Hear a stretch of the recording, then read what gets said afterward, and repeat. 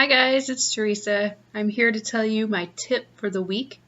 I wanted to tell you about the book that I'm reading right now for personal development. It's The 5-Second Rule by Mel Robbins.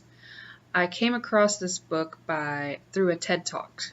I love listening to TED Talks, and Mel Robbins was doing one called Quit Saying the F Word, something like that.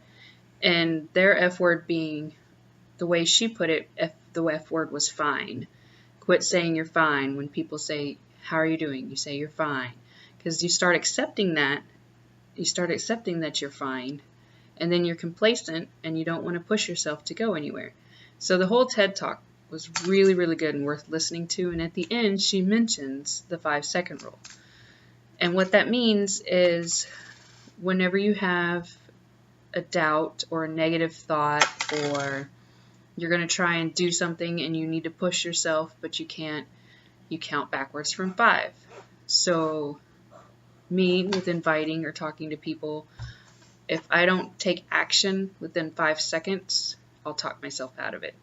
So it's a great book about confidence and pushing yourself, and she gives you great ideas. And she came up with a 5-second rule because she was having a hard time getting out of bed. Hello, I have a hard time getting out of bed. Because of you. I'm just kidding. I have a hard time getting out of bed too. But I also have a 4-month-old who happens to be sleeping right now. You're so funny. Alright, so she came up with the idea. She had a hard time getting out of bed, and she was actually watching a rocket ship take off, and they counted down from 5. So she decided that the next day she was not going to hit snooze anymore, that when the alarm went off, she was going to count backwards from 5, and just push herself out of the bed. And it worked.